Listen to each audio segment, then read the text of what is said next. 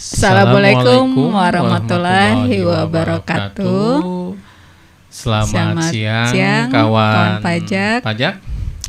Berjumpa lagi di acara Rujak Ngerumpi Pajak 422 KPP Pratama Bandung Tegalega.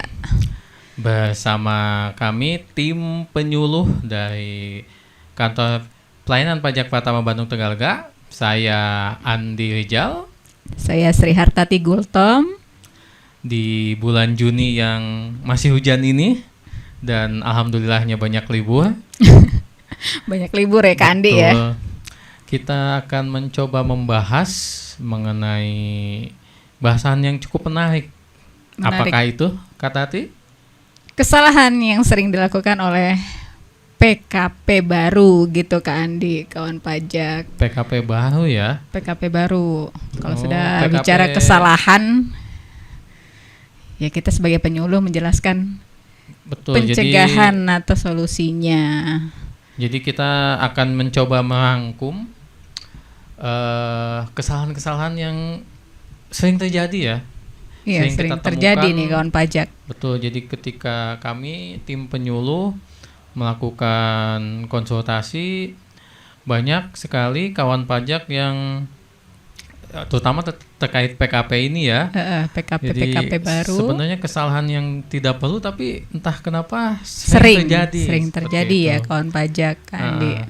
Jadi kita akan coba membahas ya, lumayan banyak juga, tapi kita tidak akan terlalu banyak karena mungkin kalau banyak waktunya tidak akan cukup. Nggak cukup kawan pajak.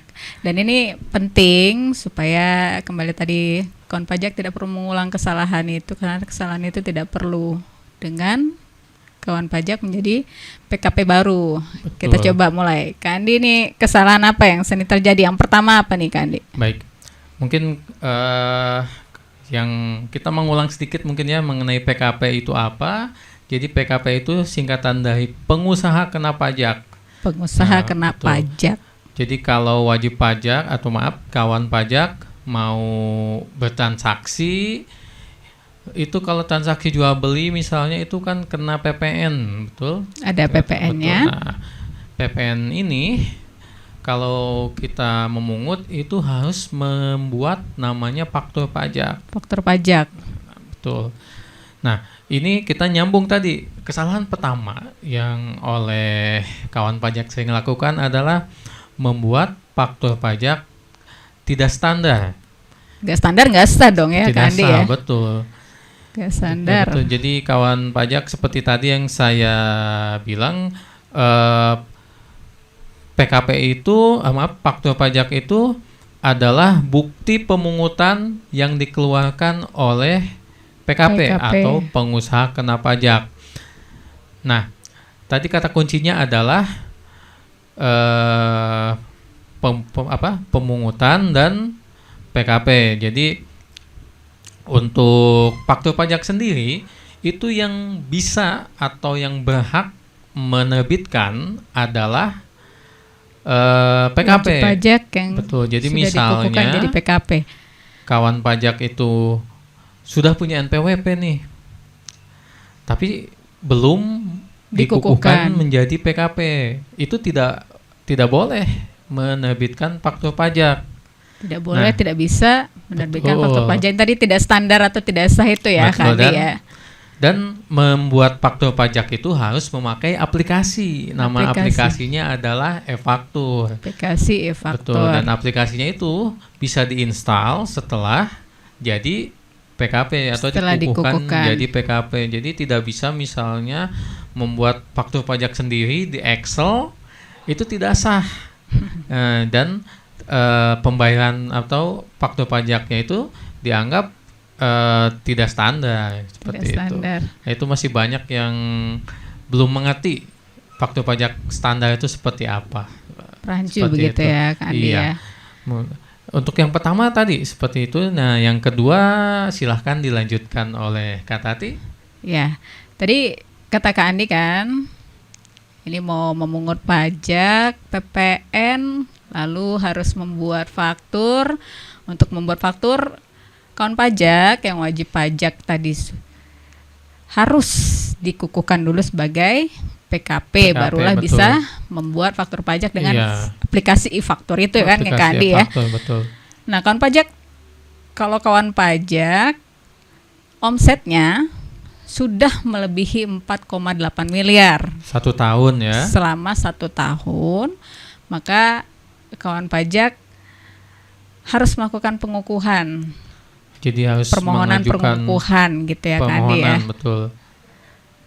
Nah, untuk 4,8 miliar 1 tahun ya. 4,8 Jadi miliar. Udah lebih nih Kak Andi nih. Jadi Dan wajib ya udah hukumnya lebih. ya kalau sudah omsetnya sudah melebihi 4,8 miliar selama setahun, wajib omset pajak. ya, bukan labanya tapi omsetnya sudah melebihi, itu wajib hukumnya. Wajib pajak. Tapi kalau yang di bawah 4,8 miliar emang tidak boleh jadi PKP atau bagaimana Kak Tati? Bisa. Kawan pajak kalau nggak lebih dari 4,8 miliar, tapi kawan pajak ingin mengajukan permohonan pengukuhan sebagai PKP, bisa kan di kawan pajak bisa. Jadi pilihan datang ke KPP ya, datang ke KPP mengajukan permohonan pengukuhan, walaupun tadi omsetnya masih di bawah 4,8 miliar. Betul. Kalau lebih wajib mengajukan, kalau kurang boleh mengajukan opsional ya. Ya, opsional. Betul. Ya. Jadi di kasusnya mungkin karena lawan transaksinya biasanya kata Tati ya. Jadi meskipun kita omsetnya belum melebihi, seringkali lawan transaksi kita itu sudah PKP. Dan biasanya kalau sudah PKP itu dia ingin bertransaksi dengan sesama PKP. Gitu. Jadi, kamu belum PKP, saya nggak mau jual barang atau beli barang ke kamu. Makanya tadi meskipun belum melebihi dari 4,8 miliar, serasa dibutuhkan ya silahkan mengajukan seperti itu. Yang mengajukan permohonan. Nah, ini kalau PKP-nya, wajib pajaknya mau dikukuhkan sebagai pengusaha kena pajak, ada kesalahan yang ketiga nih Kak Andi, mau mengajukan pengukuhan. Betul. Nah, apa nih kesalahan ketiga yang biasanya terjadi nih Kak Andi lihat di KPP Pratama Bandung Tegalega, khususnya kita sebagai penyuluh ya gitu. Betul. Ya, untuk yang kesalahan ketiga itu adalah mendaftar PKP tidak sesuai domisili tempat usahanya. Jadi kawan pajak kasusnya seperti ini.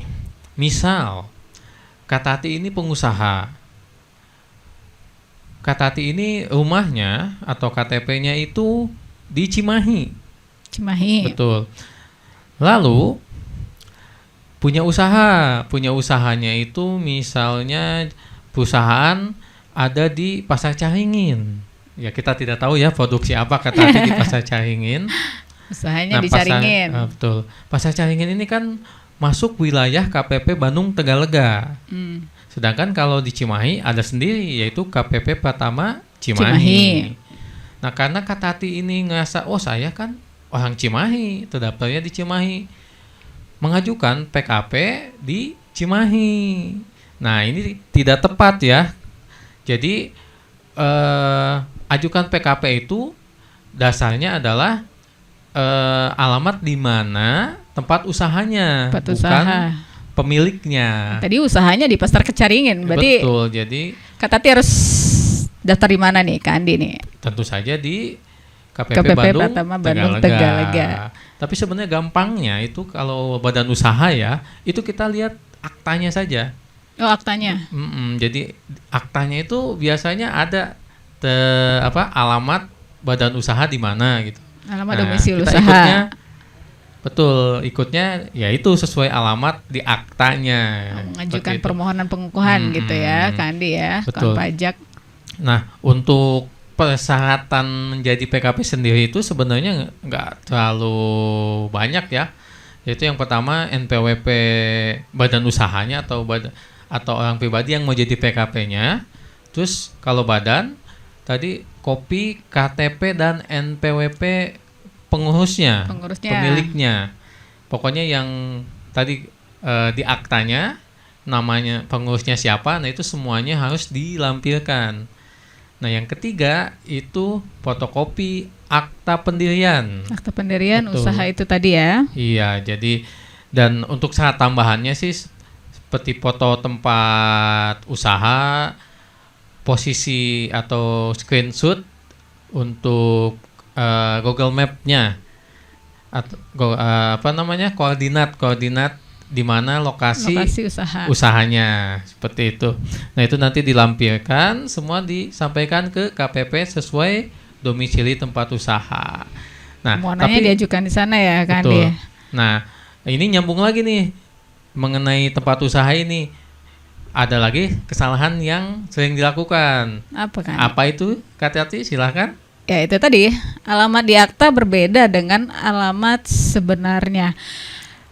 Kalau tadi Kak Andi kan usahanya nih, domisili usaha. Ya, domisili usaha Kak Tati itu kan tadi di Pasar Caringin ya. Betul. Terus mendaftarnya di mengajukan permohonan pengukuhannya di KPP Pratama Barung Tegalega. Betul. Nah, kawan pajak maka saat alur pengajuannya itu Kak Tati sebagai permohon itu mengajukan permohonan ke KPP Pratama Barung Tegalega.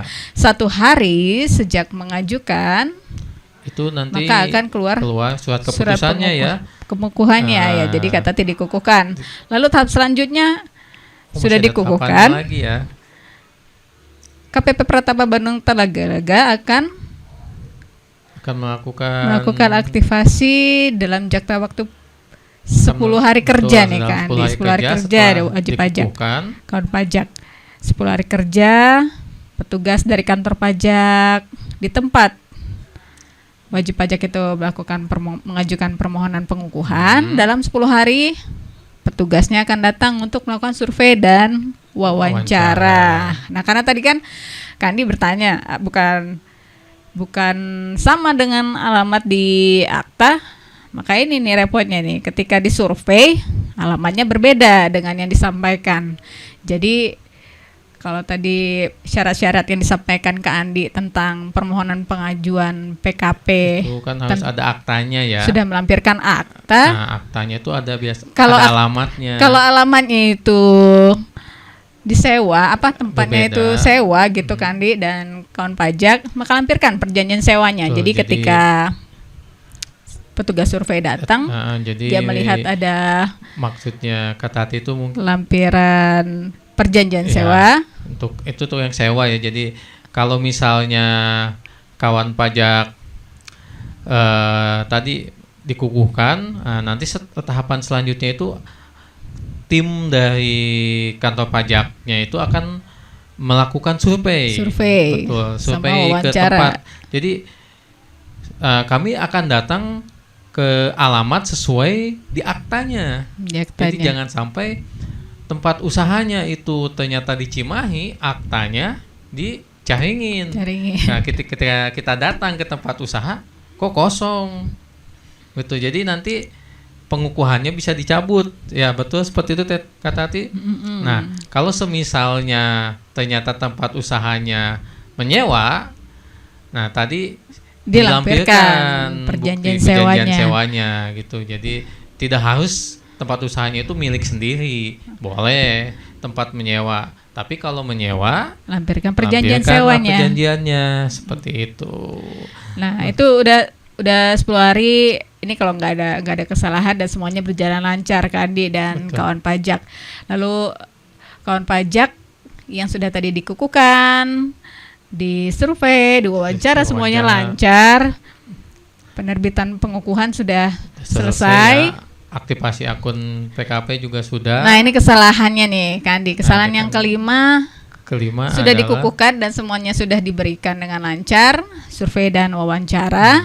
Apa kesalahan kelima nih PKP baru nih? Yaitu tidak aktivasi akun PKP dan tidak menginstal aplikasi e-fakturnya. Oke, jadi tadi ya alurnya ngajukan permohonan jadi PKP. Nah, setelah dikukuhkan jadi PKP, disurvei, wawancara, maka akan pajak dapat apa nih Kak? Ya, itu aktivasi akun PKP ya nama prosesnya nanti. Nah, setelah semuanya dilalui itu kawan pajak akan mendapatkan 3 hal ya. Yang pertama itu kode aktivasi, kedua itu password PKP dan sertifikat digital. Nah, ketiga hal itu dipakai untuk aktivasi akun PKP. Jadi kan tadi judulnya permohonan aktivasi. Nah, supaya bisa aktivasi butuh 3 hal tadi. Akun PKP-nya mau diaktifasi pakai apa deh Kak Andi? Kawan pajak butuh kode aktivasi, password PKP, serta sertifikat digital atau biasa bahasa muda sertifikat elektronik itu. Ya. Jadi setelah dapat 3 itu silahkan kawan pajak masuk ke Enova. Atau kalau alamat lengkapnya itu efaktur.pajak.go.id. Ya, kalau gampangnya silahkan di Google klik aja e-faktur gitu. Nanti ada link untuk ke Enova. Nah, silahkan login ke Enova tadi dengan menggunakan NPWP sama passwordnya adalah password PKP yang didapat tadi. Sudah login ke Enova, itu masukkan kode aktivasi yang didapat dari KPP.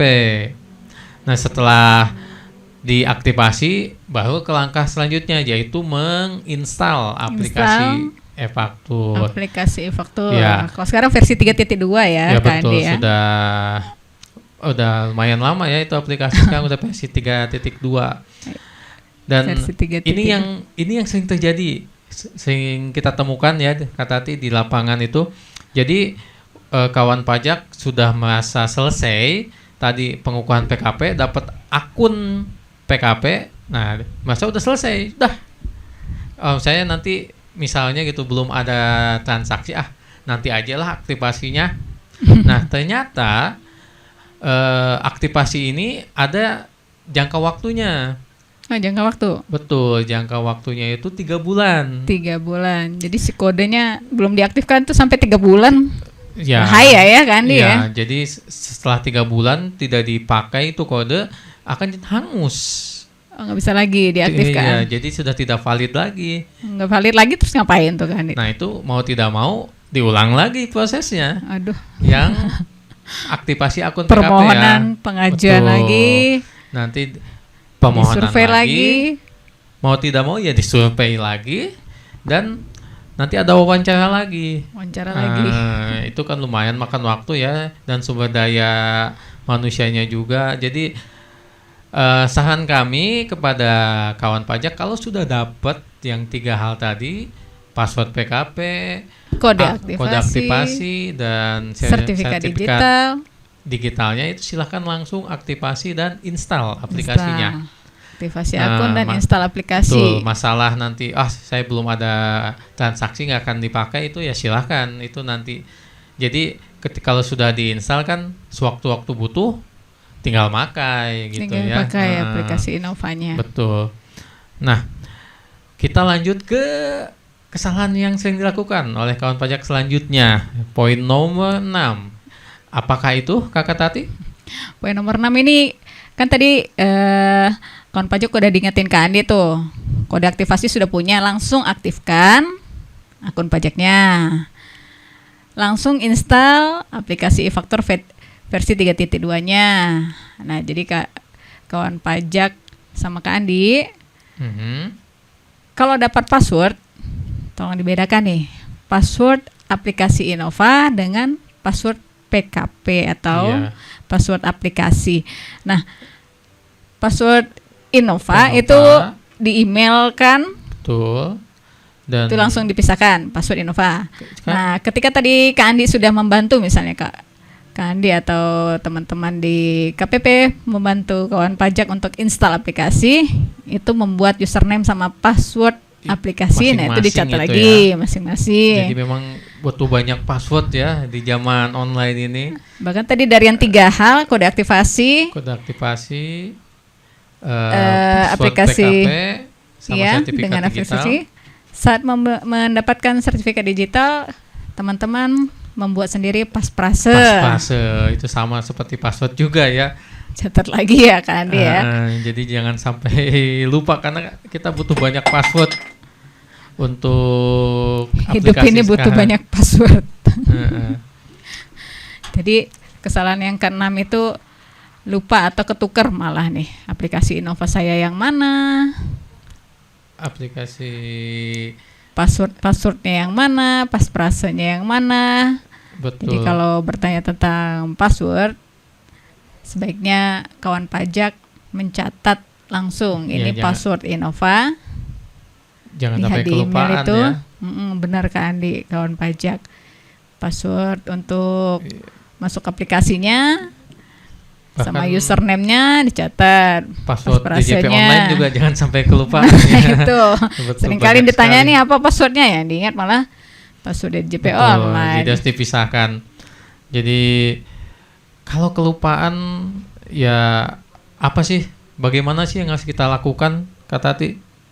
Kelupaan berarti minta dikirim ulang. Kan tadi password Innovanya kan dikirim lewat email ya Kak Betul. Ade ya. Jadi wajib pajak membaca email dari kita, mohon sampai selesai gitu. Jadi kata-kata atau kalimat terakhirnya kan begini.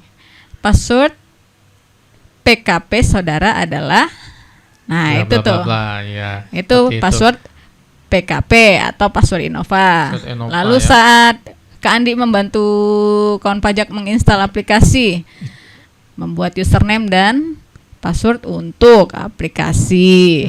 Nah, pisahkan lagi ini password aplikasi e-faktur versi 3.2. Iya. Nah, itu kalau Kelupaan ya, kelupaan minta dikirim itu ulang. harus ngajukan permohonan ya ke Datang kantor lagi ke kantor, kan. pajak. Itu belum bisa online Nggak juga. bisa online. Jadi Kawan pajak minta password kawan pajak harus Innova, datang ke kantor KPP terdaftar untuk yang dikukuhkan, betul. dikukuhkan ya Kak Andi ya. Jadi kalau lupa password Innova atau password PKP itu harus datang ke KPP untuk diminta kirim ulang. Nah, tapi kalau untuk aplikasi ketika lupa itu harus di reset ya Aduh, riset atau lagi. diinstal ulang. Dengan resikonya data aplikasinya Database. tuh hilang semua. Hilang semua database. Betul, database-nya kalau di reset. Nah, riset Tapi lagi. tidak ada cara lain. Kalau lupa password, lupa username aplikasi, ya harus di Reset lagi. Gitu, Database jadi hilang. betul. Nah, kalau udah kesalahan ya konsekuensi atau risiko siap-siap ditanggung. Nah, gitu ya kan ya. Betul, Dan itu itu kawan pajak makanya di Rumpi Pajak siang hari ini mencegah itu terjadi kesalahan ya. itu Kami terjadi. teman-teman di penyuluh Tegalega ini mengingatkan ini loh yang sering terjadi. Nah, silahkan ditelaah atau didengarkan, terus tolong jangan diulangi gitu. Kalau bisa dihindari ya, kesalahan-kesalahan ini, karena mungkin untuk memperbaikinya repot. Iya. Kayak tadi hilang atau lupa passwordnya harus diinstal ulang aplikasinya. Install ulang. Nah, ini ampun yang terjadi kalau udah install ulang atau yang lupa password.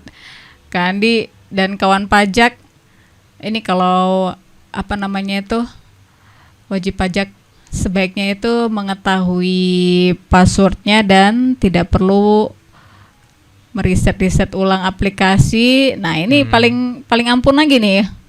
Bukannya meriset ulang malah kesalahan terjudul nih terjadi nih. Apa nih Kak Andi? Kesalahan terjudul nih. Kita lanjut ya ke kesalahan yang sering dilakukan, yaitu kesalahan poin nomor 7, menggandakan aplikasi dan memakai aplikasinya secara bersamaan. Menggandakan. Maksud ganda ini di copy. Ya, bahasa Inggrisnya di copy. Jadi dua. Bahasa Indonesianya digandakan. Ini jadi kasusnya seperti ini ya, kawan pajak. Jadi misalnya saya punya aplikasi e-faktur di laptop saya yang ini, yang hitam ini. Nah, saya mau pakai aplikasi di laptop yang lain. Saya pengen gampangnya aja, ya sudah, saya copy si aplikasi yang di laptop hitam ini ke laptop yang lain. Maaf. Jadi ganda, jadi punya 2 dong aplikasinya. Iya. Kak Andi punya aplikasi 2. Aplikasinya 2. Dan sebenarnya sih tidak apa-apa ya kalau di copy seperti itu. Tapi yang jadi masalah itu adalah ketika dua-duanya itu dipakai. Jadi Kan yang kebuka di satu laptop lain aja nih Kak. Iya, Kenapa bilangnya dua-duanya dipakai ya Kak? Tapi dua-duanya itu bisa dipakai. Kasusnya jadi di laptop yang pertama tadi bisa dipakai, di laptop yang baru itu bisa dipakai. Yang akan jadi masalah adalah ketika ya tadi dua-duanya dipakai, nah si servernya DJP itu akan jadi bingung.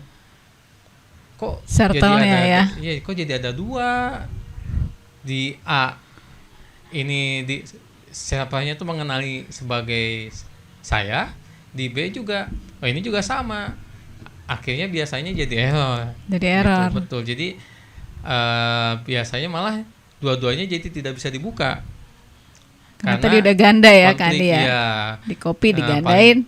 Resiko paling parah error yaitu dua-duanya tidak bisa dibuka, sehingga ya tadi kalau udah seperti itu mau nggak mau di reset, install ulang, sistemnya bingung, aplikasinya semuanya. bingung, sertalnya bingung, apalagi kawan pajak. Iya, ketika mau bikin faktur pajak kok tidak bisa, kok error, apa yang terjadi. Jadi kalau memang mau di copy ya silahkan di copy boleh, tapi usahakan hanya satu yang dipakai. Kalau memang udah dipindahkan di tempat baru dan memang yang mau dipakai itu laptop yang baru. Kedua, yang di folder atau file yang di laptop lama hapus saja. Amankan database-nya, filenya hapus. Jadi nggak jadi ganda gitu ya, Kak Andi ya. Tidak akan ada kemungkinan untuk digunakan gitu. Karena kan kadang ada juga yang kasusnya itu bukan dia sengaja, tapi dia lupa bahwa dia tuh sudah pernah mengcopy, sudah install di pakai aja yang lama satu. Gitu. Jadi memang dia tidak sengaja gitu, tapi ya tetap efeknya akhirnya jadi error kan. Jadi harus karena tadi udah ganda. Gitu. Makanya diperhatikan ya kawan pajak, kalau sudah mengcopy filenya dipindahkan, yang lamanya harap dihapus saja bagusnya. Jadi itu. Aplikasi nggak double gitu ya. Tidak double, nggak usah sampai error supaya install ulang. Oke, kita ke kesalahan selanjutnya. Giliran Kak Tati lagi, silakan. Nah ini tadi dengan kebingungan sertel karena aplikasi ganda, Kak Andi dan kawan pajak. Kalau berbicara tentang PKP menggunakan 3 hal ini gitu ya Kak Andi ya, kode aktivasi, password Innova, dan sertifikat digital.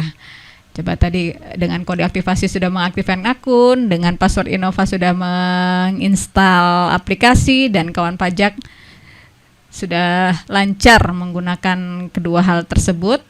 Ini tentang sertifikat digitalnya nih Kak Andi. Sertifikat digital ada jangka waktu penggunaannya. Ada jangka waktunya ya.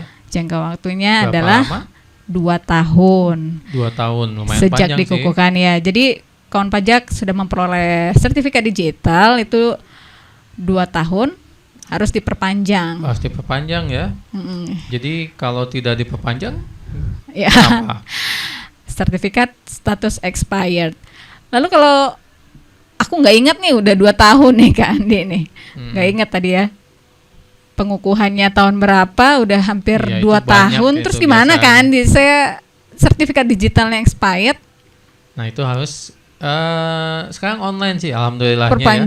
Perpanjangan sertifikat digital tuh tinggal masuk ke Innova. Apa nunggu 2 tahunnya benar-benar kejadi 2 tahun atau gimana nih Kak?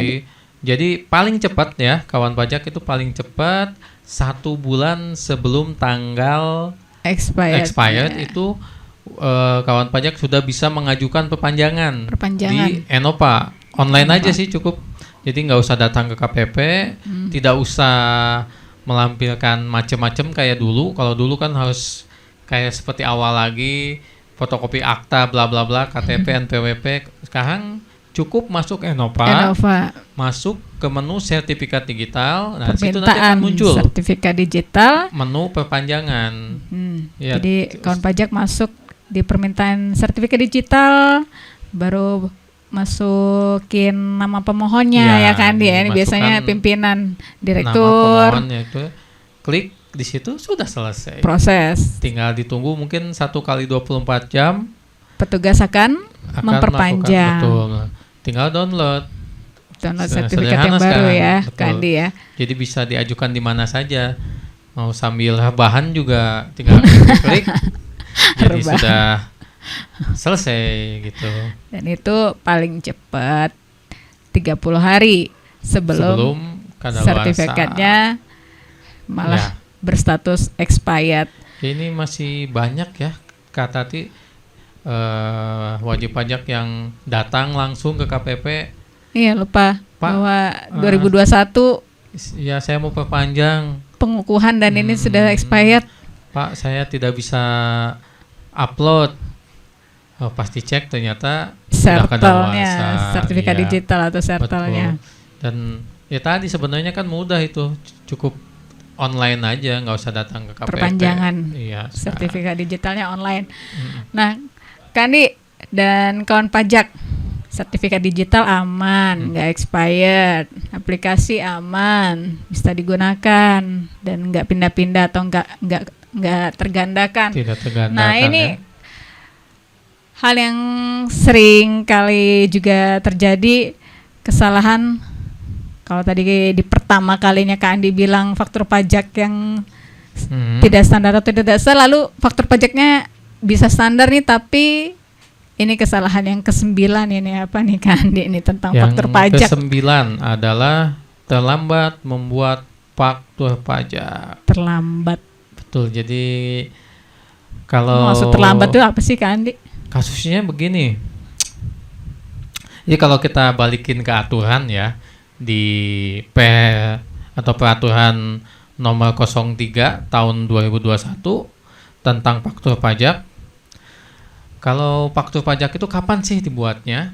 Jadi kalau di itu di aturannya disebutkan faktur pajak itu dibuat pembayaran atau barang terima duluan. Ya, mana yang lebih dulu? Apakah misalnya saya Tati jual barang nih, terus barangnya dulu, bayarnya bulan depan. Nah itu kapan fakturnya dibuat? Yaitu mana yang saat lebih dulu? Bayar. Mana yang lebih dulu tuh Kak Tati? Bayarnya atau terima barang gitu ya, Kandi ya? Berarti karena tadi kan barangnya dulu, berarti ya pas barangnya sudah diterima atau sudah di tangan, langsung bikin faktur pajak. Iya. Ya seperti itu. Nah. Seringkali misalnya wajib pajak itu terima barang, pembayarannya itu belakangan lama ya, itu udah sering lah ya yang terjadi. Kita banyak menemukan lah wajib pajak yang bercerita seperti itu, telat ya. Jadi tadi barang misalnya diterima bulan Juni, serah terimanya bulan Juni ya, dibayar misalnya Juli, Agustus, September, baru dibayar pada bulan Oktober. Waduh. Oh iya, lama ya? Lama banget nih bayar. Nah, karena dia ngerasa saya kan terima uangnya baru nanti Oktober. Saya bikin fakturnya di Oktober. Nah itu boleh nggak sih gitu Kak Andi? Ada 2 kesalahan itu. Nah kesalahan pertama itu tadi kan harusnya bikin faktur pajaknya kan mana yang lebih dulu? Terima barang atau bayar? Harusnya dia bikin faktur pajaknya di saat barangnya diserahkan. Nah kesalahan kedua, dia bikin faktur pajaknya tuh lebih dari 3 bulan. Ketika transaksi itu terjadi. Jadi di aturannya kalau misalnya lebih dari 3 bulan itu disebutnya itu faktur pajaknya kadaluarsa. Dan dia tidak bisa dianggap faktur pajak yang sah. Jadi nggak sah nih, cuma. Iya, jadi nggak sah padahal udah serah terima barang ya. Betul. Kandi jadi ya. faktur pajaknya itu tidak sah. Jadi kalau tidak sah itu kan artinya apa namanya? Ya telat. Sudah telat, kena denda ya, itu udah pasti lah ya. Kena denda 2% per bulannya itu. Terus tadi tidak dianggap bukan transaksi PPN yang sah. Gitu. Jadi faktor pajaknya udah expired nih. Jadi akan biasanya kan jadi masalah itu kalau di ini apa pembuatannya. Di laporan keuangannya sih. Laporan keuangannya juga. Karena faktur pajaknya kapan, terus di laporannya transaksinya kapan gitu. Itu akan jadi masalah ya. Jadi tolong diperhatikan untuk kawan pajak bahwa tadi untuk faktur pajak itu tidak boleh dibuat melebihi 3 bulan setelah tanggal transaksinya. Ya, jadi kalau misalnya bulan Juni ya paling lambat gitu ya, dibuatnya Juli, Agustus, September lah ya, berarti September paling lambatnya ya, gitu lambat. Ya Kak Andi dan kawan pajak paling lambatnya tanggalnya September. Kalau misalnya 1 Juni transaksi ya 1 September lah itu harus sudah dibuat. Tanggal 2-nya itu dianggap terlambat gitu. Jadi kita ngelihat tanggalnya ya, bukan masanya.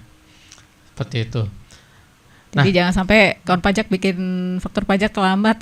Betul. Berabe ya Kak Andi ya. Ya, tapi memang ya karena pembayarannya biasanya belakangan. Ini sering terjadi. Barang udah terima, pembelinya belum ngasih uang. Dikira penjual belum harus membuat faktur pajak. Ternyata ada batasannya Kak Andi ya. Aturannya seperti itu. Kita sampaikan ya, jangan sampai dirugikan 2 kali. Udah uang terlambat, kena denda juga. Kena periksa juga karena tadi faktur pajaknya terlambat, kan itu jadi celaka 3 kali malah ya, bukan celaka sekali. 3 kali. Oke, selanjutnya kembali ke Kak Tati. Nah, kesalahan kawan pajak, sertalnya tidak expired, aplikasi fine aja, bikin faktur tidak salah karena tidak terlambat. Nah, ini yang ketiga ini Kak Andi. Udah selesai dengan pembuatan faktur, kawan pajak ada yang tidak melakukan pelaporan SPT masa. Alasannya kenapa nih Pak nggak lapor nih?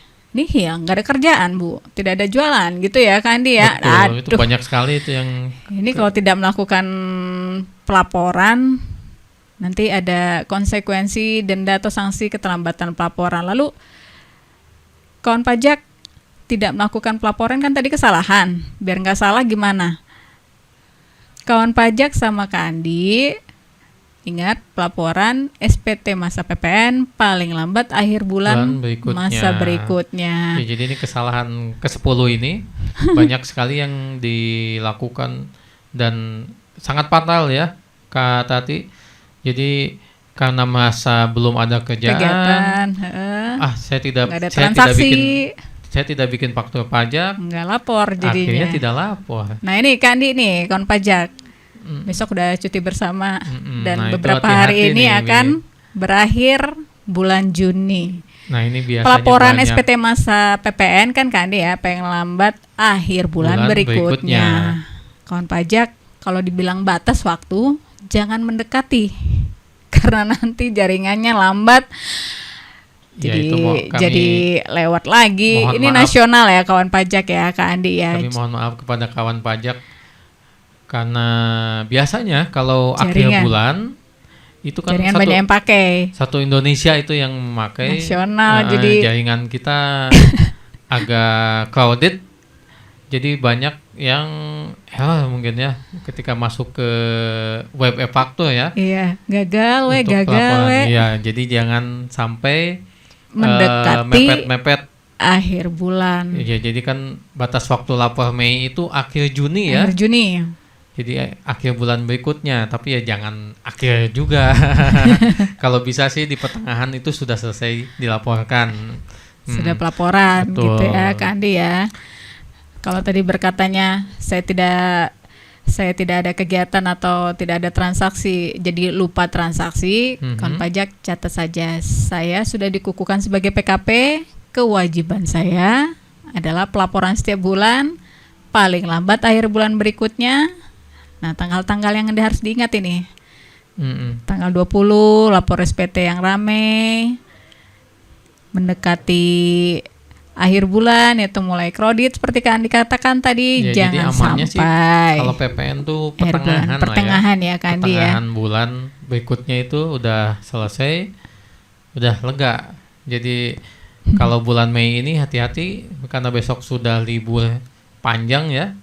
Sudah mulai libur panjang. Jadi kawan pajak segera laporkan SPT, masa PPN masa Mei-nya. PPN masanya. Kalau perlu Kandi kalau jadi PKP gitu ya. Udah berakhir masa Juni nih ya. Awal bulan terima gaji nih, terima gaji Juli, langsung ingat wah saya harus lapor SPT masa Juni karena masa Juni sudah berakhir misalnya begitu ya Kandi ya. Nah, ini kesalahan yang ke-10 kalau tentang pelaporan itu aman.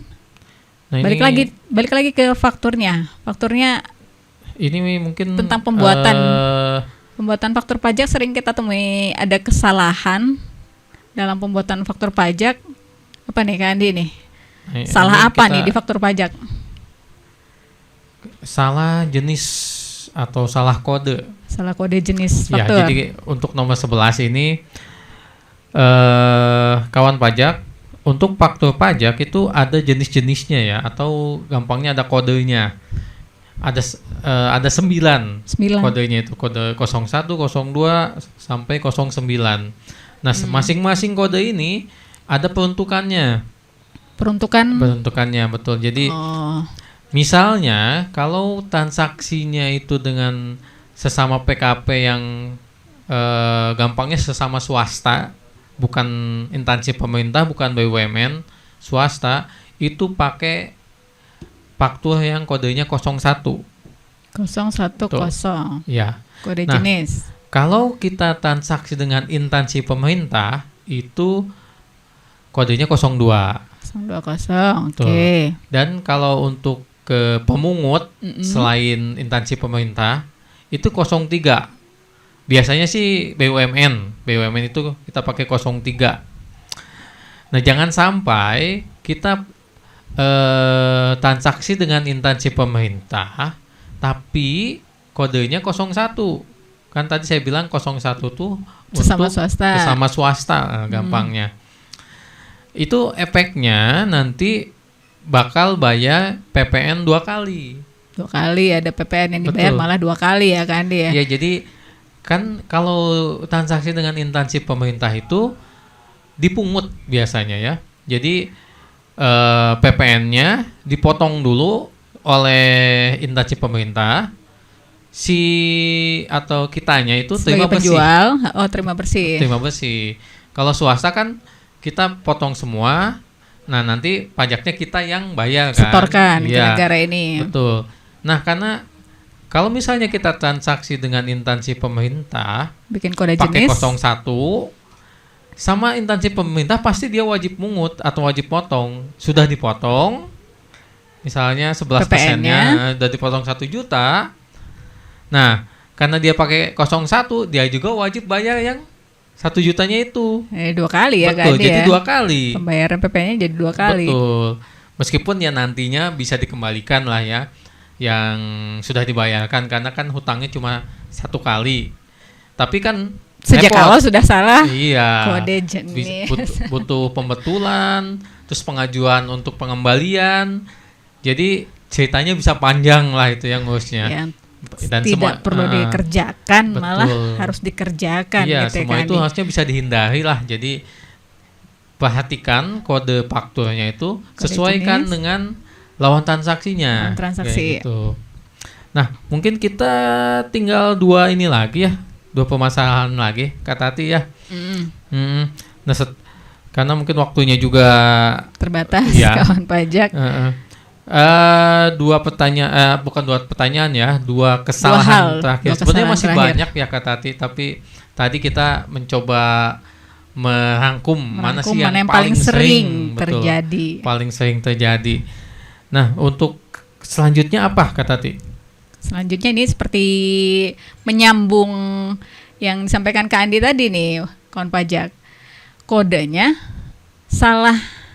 Jadi Kak Andi kan saya sampaikan tadi, transaksi ke pemerintah, kawan pajak salah pilih kode. Pilih kodenya 01. Kalau 01 sudah dipungut pemerintah, di SPT saya muncul jumlah PPN yang harus dibayarkan atau disetorkan ke negara. Sebenarnya kawan pajak kan hanya menyetorkan PPN-nya, tapi di awal transaksi dengan instansi pemerintah, kawan pajak salah pilih kode pajak nih kan, malah dibikin 01.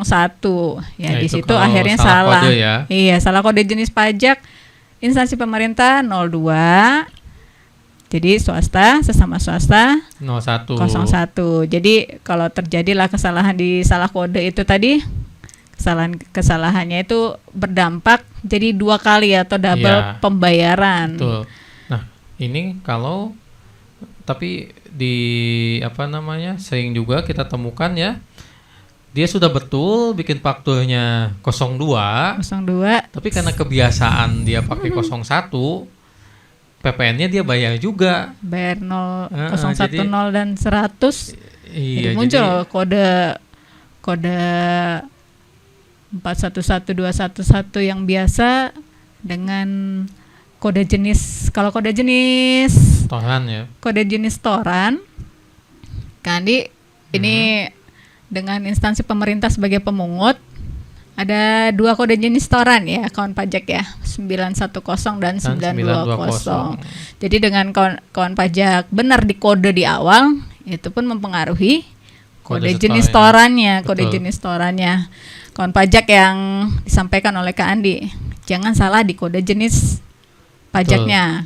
Jadi, kalau kawan pajak sudah benar di 02, nanti pilihlah kode setornya harus betul. Kode setornya. Jadi Kak Andi misalnya transaksi dengan instansi pemerintah yang dananya dari APBD, itu Kak Andi pakai kode jenis 910. APBD. Oh, APBD ya. APBD. Salah saya. 920 APBD. 920. Nah, kalau APBN apa Kak Andi? Kode jenis toran. Nah, jadi 910 itu yang pusat APBN, 920 untuk yang daerah APBD, dan itu pun kode jenis torannya tuh yang 910 sama 920 kan muncul kalau kode jenis pajaknya 020 ya Kak Andi ya. Betul. Enggak sih, kalau di ininya kode billingnya. Kode jadi billingnya, yang bisa membuat kode billingnya setornya 910 920 itu hanya si instansi pemerintah. Betul, lawan transaksi instansi pemerintah yang tadi kata Kak Andi sudah memungut PPN-nya. Jadi karena memungut instansi pemerintahnya memungut. Jadi kalau dengan pembuatan kode jenis toran itu, makanya jangan sampai salah bikin kode ini ya, kode jenis pajak, jenis fakturnya jenis faktur. Jadi kalau memang ya ada juga nih yang lucu. Jadi tadi saya bilang si lawan transaksinya udah betul, lawan fakturnya itu 02. Udah benar. Udah betul 02 fakturnya. Tapi karena dia kebiasaan 01, dia bayar lagi gitu, karena ngerasa saya hutangnya segini. Karena muncul di SPT ya kan dia. Dengan 01 muncul di SPT. Akhirnya pembayarannya adalah 4112111 100. Padahal tadi kan 9. Dia kalau 01 ya, kalau 02 sebenarnya harusnya nggak bayar dia, tapi dia malah bayar. Iya, jadi kalau udah kejadian seperti itu, dia harus mengajukan pemindah bukuan gitu ya. Ngajukan nggak bisa online, datang lagi ke kantor pajak. Sekarang kan sudah aktif ya semua pengusaha ya kan dia. Jadi kita juga mengusahakan permohonan online dan lain-lain, dan kesalahan-kesalahan ini jangan atau tidak perlu kawan pajak lakukan supaya tidak lagi wasting time harus ke kantor pajak, harus mengurus hal-hal yang sudah terjadi salah. Ini Kak Andi tadi katanya 2 kesalahan. Nah, ini yang kesalahan terakhir yang sering terjadi. Soalnya tadi udah tentang faktur pajak yang dibuat. Lalu kesalahan ke-13 tentang faktur pajak. Yang ke-13 ini salah membedakan mana yang lebih bayar, mana yang lebih setor. Lebih bayar, lebih setor. Kan sama-sama bayar kan, Andi? Sama-sama bayar ya. Lucu ya, nah, itu dia. Kawan pajak ya. Istilah hukumnya itu istilah ada undang-undang lebih bayar, ada lebih setor. lebih bayar dan lebih setor. Padahal ya kalau sama-sama ngasih sama-sama uang. lebih bayarnya logikanya kelebihan sehari-hari gitu. kelebihan bayar. Gitu. Jadi apa salahnya Nah, tuh? Beda-bedanya Jadi apa Kandi? tadi karena beda istilah, beda juga pelakuannya. Ujungnya sih nanti ke sana. Cuma gini, namanya gampangnya saya contohkan ya, gampangnya. Jadi misalnya Kak Tati itu tadi kan pengusaha ya. Pengusaha terus ada transaksi, bikin faktur pajak, bla bla bla bla. Ternyata ada hutang pajak PPN sebesar 1 juta. 1 juta. 1 juta ya. PPN 1 juta nih. Betul. Terus 1 jutanya? Ketika bikin billing pajak, Kak Tati itu mungkin lagi ngantuk. Ya, terus ngantuk. bikin billingnya tuh sebanyak 1.500.000. 1.500.000. Padahal kan hutangnya tadi cuma 1 juta. PPN terutang 1 juta. Nah, setelah bikin billing dibayarlah 1.500.000 ke bank. Dimasukkan NTPN, lapor, status SPT-nya kurang bayar. Ya kan tadi kan kurang bayar 1 juta ya. Tapi sebenarnya bayarnya itu kelebihan 500.000. Nah, itu yang disebut dengan lebih setor. Kebanyakan nyetornya gitu. Betul. Ya kan dia. Jadi gampangnya antara lebih setor dan lebih bayar itu kita lihat SPT-nya. Nah, kalau yang lebih bayar itu misalnya Kak Tati punya pajak masukan 2 juta. Pajak masukan. Ya, hutang pajaknya cuma 1 juta. Nah, ketika dilaporkan nanti status di SPT-nya itu akan lebih bayar sebesar 1 juta. SPT lebih bayar. Iya, nah itulah yang disebut pajak masukan ya. Lebih ya. bayar. Itu SPT lebih bayar. Betul, jadi kita ngelihatnya itu di SPT-nya. Kalau Kak Tati hutangnya 1 juta, malah setor. Bayarnya 1,5 juta, tapi di SPT-nya hanya statusnya tidak lebih bayar, entah itu nihil atau kurang bayar, itu disebutnya lebih setor. Nah, kalau tadi status SPT-nya jadi lebih bayar, nah itu baru lebih bayar. Nah, implikasinya gimana? Kalau lebih setor, iya, tadi tuh gara-gara ngantuk. Ya, kebayar 1,5 juta gimana kan? Lebih setornya diapain dong? Tetap bisa dikembalikan. Oh, dikembalikan ya. Tapi nih, pelakuannya berbeda. Kalau lebih setor itu ada 2 pelakuannya. Bisa dipindah bukukan. Bisa dengan pengajuan pengembalian pajak yang seharusnya tidak terhutang. Seharusnya nggak terhutang ya. Iya, itu lumayan ribet ya. Dan jangka waktunya 3 bulan. Jadi jangan sampailah kalau melakukan karena lebih ngantuk setor. Nih. Makanya hati-hati. Jangan bikin billing ketika ngantuk. Oh, jangan bikin billing ketika ngantuk. Dan tadi kan bisa pemindah bukuan bisa atau pengembalian pajak yang seharusnya tidak terhutang. Yang lebih simpel yang mana sih Kak Andi? Yang paling simpel ya tentu saja pemindah bukuan. Oh, pindah bukukan aja gitu ya Kak Andi ya. Pindah bukukan aja lah. Nanti misalnya buat bayar pajak yang lain atau PPN yang bulan depan gitu. Betul. Ya Kak Andi ya. Ini gara-gara ngantuk nih. Pindah bukukan itu kan waktunya cuma paling lambat 10 hari kerja lah ya. Itu paling lambat ya. Sudah jadi bukti pemindah bukuan. Terus kalau yang SPTLB nih tadi kan nggak karena ngantuk nih. Terus diapain tuh kan itu? SPT-nya lebih bayar nih. Kalau lebih bayar itu yang perlu diperhatikan di SPT-nya. Nanti dikembalikannya mau pakai apa? Pilihannya kalau kalau lebih bayar itu bisa dikompensasikan. Bisa di restitusi. Restitusi dikembalikan uangnya. Kalau di kompen itu kan bisa misalnya bulan Juni ini lebih bayar. Nah, masa bisa dikompenkan ke bulan berikutnya. Si 500.000 yang tadi lebih bayar itu buat bayar pajak PPN bulan berikutnya gitu. Jadi yang bulan Juli ke SPT berikutnya ya. SPT berikutnya. Itu namanya kompensasi. Tapi kalau yang satu lagi restitusi itu dikembalikan. Jadi saya mau uangnya balik ke rekening saya. Nah, tapi itu mungkin di lain kesempatan lah kita menjelaskan mengenai restitusi ini, karena itu mungkin butuh beberapa jam sendiri ya untuk restitusi. Karena restitusi itu kan tadi dibagi menjadi ada pengembalian pendahuluan, ada restitusi biasa. Pengembalian pendahuluan dibagi lagi menjadi 3. Ada pasal 9 ayat berapa sama. Jadi mungkin waktunya tidak cukup kalau untuk sekarang dibahas. Betul. Berarti wajib pajak dan Kak Andi untuk yang lebih bayar dan lebih setor, nanti mungkin itu di lain kesempatan kita bahas lagi. Betul. Nih. Yang satu karena ngantuk, yang satu SPT-nya LB. Iya. Tapi nggak apa-apa, semuanya bisa dikembalikan ya Kak Andi ya. Betul, namanya juga lebih, cuman kita menghindari kesalahan ini terjadi. Bukan, supaya tidak perlu, wajib pajak lebih enak transaksi dengan penjualnya begitu ya Kak Andi ya, lebih produktif daripada mengurus-ngurus sesuatu kan, hal yang lagi pula juga sebenarnya tema itu bisa dihindari ya Kak Andi. Ini mau dibiarin kok sayang, mau minta dikembalikan ya prosesnya lumayan menguras tenaga dan waktu. Jadi kalau bisa dihindari ya hindari.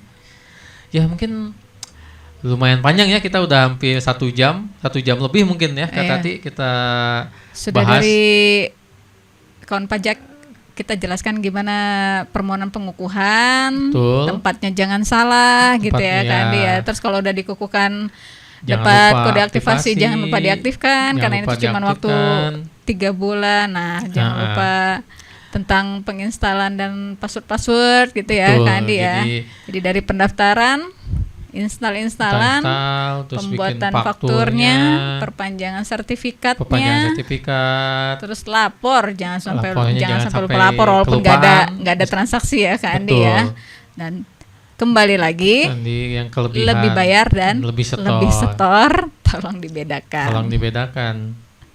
Mungkin masih banyak sebenarnya itu kesalahan-kesalahan yang, tapi ini yang paling sering terjadi. Dan yang makan waktu lah ya. Yang istilahnya sebenarnya bisa dihindari dan karena kita juga kadang bingung menjawabnya, hanya ini yang kayak tadi lupa passwordnya yang mana, lupa saya sudah menggunakan di laptop yang satu, bagaimana bisa dibantu ataupun diberikan solusi kalau yang menggunakan saja sampai tidak lupa, terlalu berluli atau lupa begitu ya Kak Andi ya. Betul sekali. Jadi perlu yang penting kita lebih aware aja. Aware ya benar. Waspada, aware, peduli ya. Ini sesuatu hal yang bukan main-main. Ya, karena ketika PPN ketika minta dikukuhkan itu artinya wajib pajak itu sudah siap juga untuk melakukan kewajiban kepajakannya ya. Sebagai PKP-nya. Jadi jangan sampai melakukan kesalahan-kesalahan yang nggak perlu lah ya, bisa dihindari. Karena kawan pajak sudah boleh sedikit kita jelaskan tentang bagaimana solusinya, menghindarinya. Dan sip ini Kak Andi, boleh apa? Boleh apa ya? Ya mungkin kita cukupkan aja ya. Kita cukupkan aja sampai di sini ya. Udah lumayan lama juga ini 1 jam. Karena kalau semuanya kita jelaskan itu bisa makannya sejam, mungkin 6 jam mungkin ya. Itu pun masih kurang. Iya. Kami dari KPP Bandung Tegalega mungkin cukupkan sampai sini dulu. Saya Andi Rijal. Ya, saya Sri Hartati Gultom. Kami minta maaf jika banyak kesalahan atau ada kekurangan dalam penyampaian di sore hari ini ya, wajib pajak Kak Andi ya. Kawan pajak. Kita akhiri dengan salam DJP. Apa itu Kak Tati? Salam satu bahu. Assalamualaikum warahmatullahi wabarakatuh. DJP kuat, Indonesia maju.